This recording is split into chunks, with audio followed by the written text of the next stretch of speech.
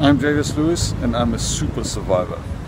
My story starts in the summer of 2015 when I was diagnosed with kind of random symptoms. I looked for went to an appointment with my primary physician and told him about weird symptoms I was experiencing, which was mild diarrhea that just wouldn't stop after several weeks or months even, and some mild discomfort during urination. That's really all I had, and it was weird because it wasn't symptoms that would point at anything in particular. So he did an ultrasound of my abdomen and found that there was something that he described as a mass, and he didn't quite know what it was. Sent me for a CT scan, and it came back with, well, it looks like you've got some inflammation there somehow, but what exactly it is, we don't know. I guess the next step is a gastrointernist. To which I went, and he said, well, that inflammation is quite dramatic actually. We can't do a colonoscopy, that's really what we'd like to do. So we need to give you some steep intravenous antibiotics to cool all this down, and then we can do colonoscopy, and then we'll know more. No one had mentioned cancer at that point, and I knew I had a family history. I was 43 at the time, so pretty young, and I knew there was something in my family, but really what it exactly was, no one really talked about it much. Just there was a history of cancer in my family, I guess, at that age on the father's side.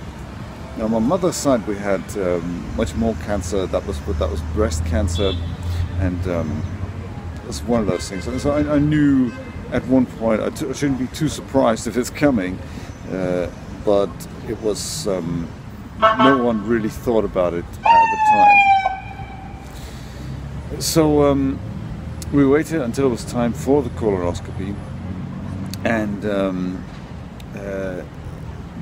luckily I had already met my colon surgeon, Dr. Zomstein, before that, just in case surgery was going to be necessary. We just did a meeting and said, you know, just nice to meet you. That was at Gastro Health in the winter of 2015. So we did the colonoscopy beginning of 2016 finally, and it turns out there was a massive tumor and obstruction that my gastrointernist, Dr. Power, at the time couldn't get past, and he said, you need to go to ER straight away. And the next day Dr. Zomstein was there, and I was under the knife, and he said, we're going to take care of you, don't worry.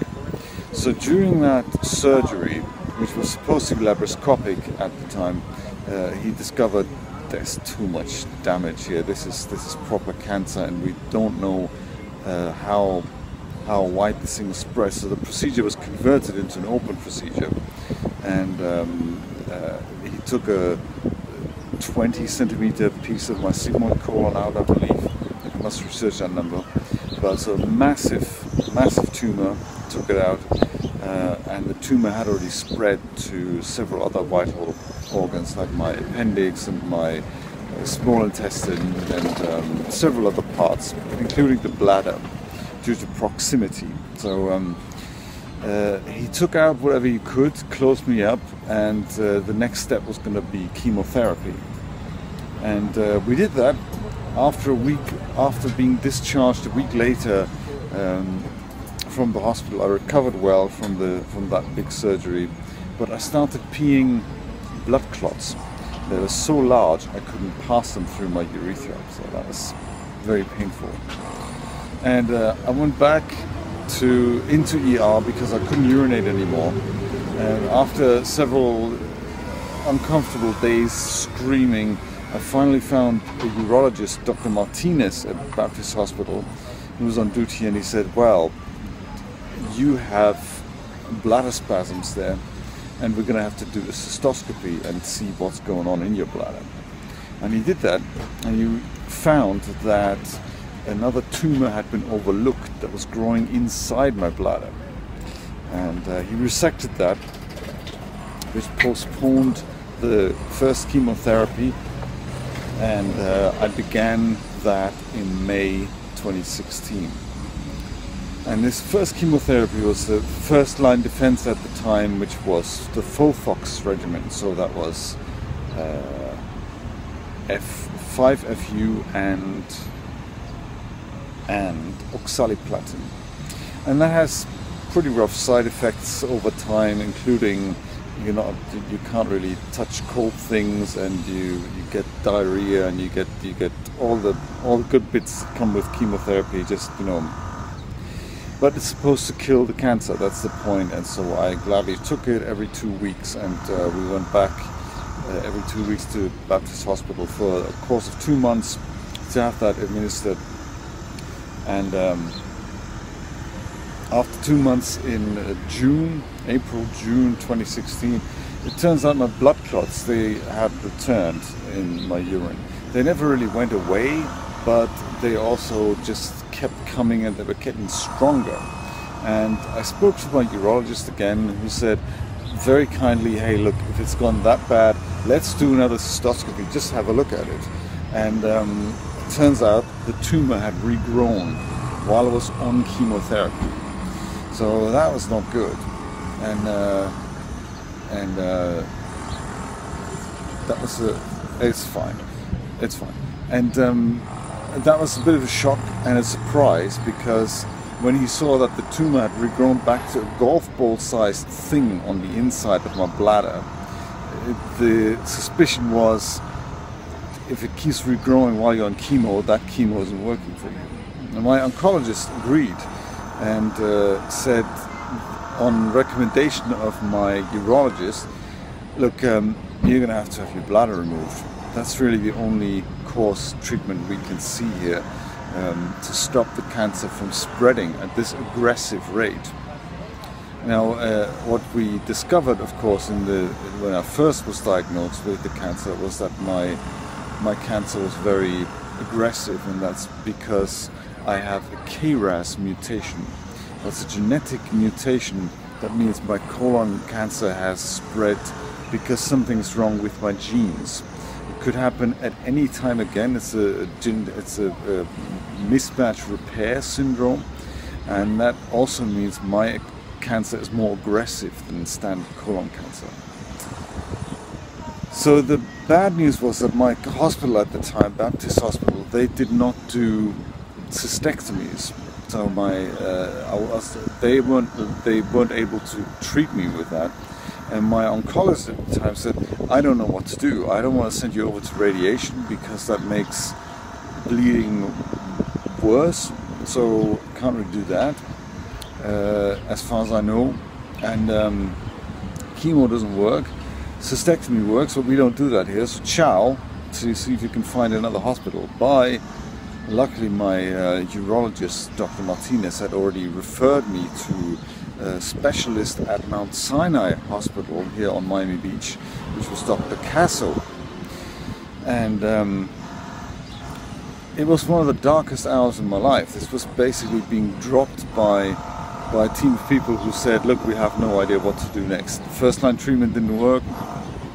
What are we going to do? And it was one of the darkest hours. We looked on the internet and said, we don't know what else to do. We believe radiation treatment is at least an option. Why that wasn't even put on the plate at Baptist was still a bit of a mystery. So we looked for other alternatives on the internet and found that there were other doctors at Mount Sinai, one of which was Dr. Nicholas Koritsky, and a lovely man from South Africa. And I phoned him up, and he was literally on the phone. The receptionist there at the oncology department said, do you know what, he's just walking around here somewhere, let me just grab him, you can tell him the story yourself, see what you guys can talk about. Told him all that, and he says, why don't you come in this week, I'll see you immediately. That was amazing stuff. And bring your 150-page case history with all the findings that you've had, and we'll take a look. And he said, I'm sure we can help you. I think there is something we can do, and I've heard that immunotherapy these days has amazing results. And he phoned a colleague of his, Dr. Mike Kuznia, also at Mount Sinai, and told him about my KRAS mutation. And the two agreed this is a great case for them. They want to take me on. And between them and Dr. Casso, we decided, hey, there is hope after all. So that was amazing when that kind of turned.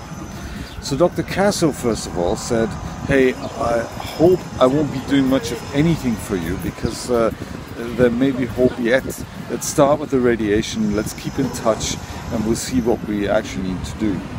So several, CT scans later, Dr. Kritsky put me in for an initial measurement, an initial treatment, literally that same week. That was quite phenomenal. So by the time next week comes, I have my first radiation treatment, and what can I say? After three radiation treatments, my bleeding from the bladder had stopped. So that was already surprise number one. Radiation actually stops bleeding instead of aggravates bleeding. Phenomenal. And that's fantastic. That's fantastic news. So we met Dr. Kuznia during the course of that treatment, and he says, do you know what? Forget surgery for now. We will be able to cure this with chemo, with what did he say? With chemistry and radiation. Those were his words. Chemicals and radiation. So those were his words. Very nice. Very nice to get that hope again, into this hopeless situation. And Dr. Kuznia decided, together with the radiation, I'm going to put you on something called irinotecan or FOLFIRI. That's another chemotherapy treatment, which has different side effects, less so than the oxaliplatin, but still has side effects, and still is a 3-hour cocktail every 2 weeks. And it's pretty rough on the system, on any system, together with the fatigue of the radiation treatment. It is it was a major struggle on my body, but I was doing okay until then. So we're still talking June 2016 here. And you got to appreciate these numbers here for a moment, because the last CT scan and the PET scan showed that the tumor had now reached 12 centimeters on the outside of my bladder. That was the main issue. We had a 12 centimeter tumor on the outside that was bleeding into the bladder. So it was on the outside and the inside of the bladder, and the bastard just wouldn't go away. And so together with these two things, the radiation and the chemo, that tumor got reduced to about 6 centimeters. And that was amazing. You got to appreciate that, half the size. And so we had hope that it would decrease it a little bit further, but there was always going to be surgery necessary to remove the rest of the tumor, as well as remove some part of my bladder, because that was just unavoidable. And that surgery was planned for later that year.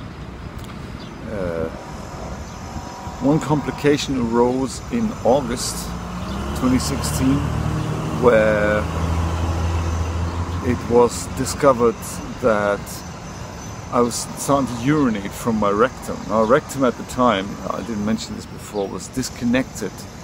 I got a colostomy as part of my first operation, just to give my body a time to heal, which had sprung a major hernia as well. Not comfortable. But yeah, that was so that happened, and we stopped. As a result, we stopped the radiation treatments, and the tumor never really shrank more than that. I believe it shrank a little bit more, but it kind of stayed at 6 centimeters. Together with the FOLFIRI,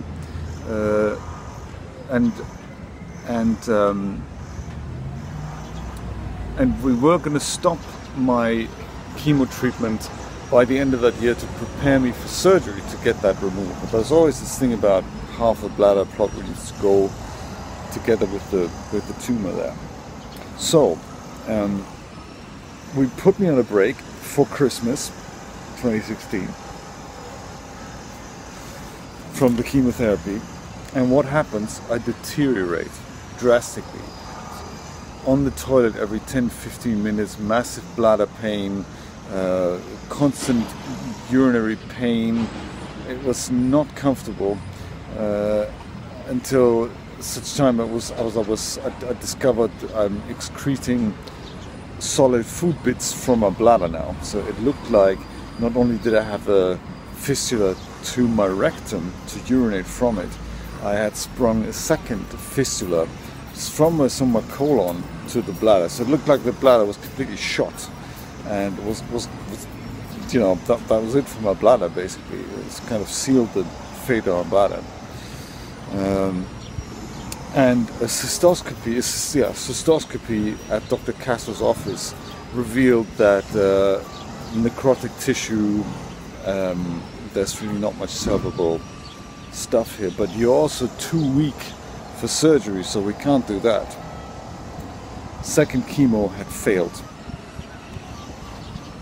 And being on that break, the cancer just grew back and was eating me alive, destroying me. And I was too weak for surgery, so that was kind of my fate sealed. Dr. Kuznia then put me on a TPN, which was an ingenious idea to remove all the ideas of remove all possibilities of infection in my bladder through food bits. And my colon surgeon even at the time said, look, I don't know what I can do. I don't know where that fistula is. We don't know what happens if we open you up. You may not survive this. So this is a terrible state to be in. I cannot operate on you. And if I would, then I don't know what to take out here. So that's, you know, what we're going to do. Second time, we completely lost hope. I thought, then what are we going to do? What is the point in this year-and-a-half journey into limbo already? That ultimately leads to cancer winning this shit fight that we were both in, my wife and I. And luckily we had one more ace up our sleeves, which was this experimental immunotherapy treatment called Keytruda. So by the time I was released from the hospital in January 2016, I was in a wheelchair. I could barely move. I could walk only with a walking stick. I was in a terrible state. I was in just agony. You know, it's just nothing seemed to have helped. And Dr. Kuzny said, "Okay, we're going to put you on immunotherapy now, in February 2016, and we'll see what that does." And that's still all we can do right now, is to wait and see how you respond, how your body does with it. And nothing happened for a month. After 2 treatments, all I felt was just the same. And I was thinking, all I can do is believe and hope that this is at least something that may do something in the long run. And then, quite remarkably, in about late March 2016, I started just getting better, a little bit better every once in a while. I started walking again. All of a sudden I no longer needed a wheelchair. I no longer needed a walking stick. I could take longer walks. My bladder, it looked like, was changing from needing to pee every 10-20 minutes, especially during nighttime. That is not fun at all. It looked like, you know, doesn't need to happen until once every hour. I could live kind of a normal life. It was still inconvenient, but I could kind of live like a normal life. So I got more Keytruda every 3 weeks as part of a standard treatment. And I got so much better that in April 2016, which was a remarkable short amount of time if you think about it, I could start cycling again. In fact, it went so well that I could start cycling from my home in South Beach to the hospital, which was also in South Beach, which was a kind of a 7-mile round trip, and it was working. I had enough energy to do that, and that was a major milestone. That out of a sudden, from not being able to walk, I can now start being on my bike again. That was crazy. So we thought, hey, if we're walking in the right direction, all we need to do is keep walking. Famous quote there. And we did. We just kept the Keytruda going, and I felt better and better. I felt, you know, this is a tremendous transformation. And we kept doing CT scan, we kept doing PET scans, and it turns out that from other than a bladder wall thickening, we found less and less evidence of cancer in my body. Now, the CT scan and the PET scan, they're only so valuable, really, in regards to what you can see. There's always, the big thing is always what happens when the surgeon opens you up and what do you actually look like inside. There's always some kind of tumor, especially if it's been that large. But now it's been so small that even Dr. Korisky said, hey, even with the follow-up radiation, I don't see a spot that I could radiate. It's a diffuse thickening there somewhere in the bladder, but it's not a defined spot that would show up like as a tumor or something. Crazy stuff. And the other amazing thing with immunotherapy is that you don't have to put a patient on a break to get surgery done. You can literally say, we can't give immunotherapy all the way through surgery, even before, shortly before and shortly after. It doesn't make a difference. It doesn't make a difference to the surgeon either. So Dr. Zomstein was happy, Dr. Castle were happy. And then finally in October 19th, in fact, we decided this is the date for the surgery. I feel good enough to survive this, and let's just see what's going on, rip out whatever can't be there, see if we can reverse that colostomy and get rid of the hernia and see what we can do. Now, this was a special surgery that involved a colon surgeon and a bladder surgeon at Baptist Hospital, and lucky for me, Dr. Casso gave up his position at Mount Sinai. Probably not for me, that was probably an unrelated incident, but he switched to work out of the brand new Comprehensive Cancer Center at Baptist, where my colon surgeon was working. So my two surgical heroes were able to perform this procedure together, which is like a dream come true for me. And so we went back, had the surgery done, and we discussed until the last minute how are we gonna, what we're gonna do if we find X, Y, and Z, what we're gonna do if we find that. I'm sure there were more in-depth, comprehensive talks between the surgeons, but for me the outcome was phenomenal, and that was that there was no evidence of cancer in my body anymore at all. After a 6-month treatment with Keytruda, we did not find anything on my bladder, on my colon, that was anything like a tumor, like something that had to be removed, some residual crap that you have to cut out with margins and all that. It just simply wasn't there. My body had get rid of it all. I mean, my body had basically destroyed it all, and that's phenomenal news. So Keytruda did all that in conjunction with my body, and that was it.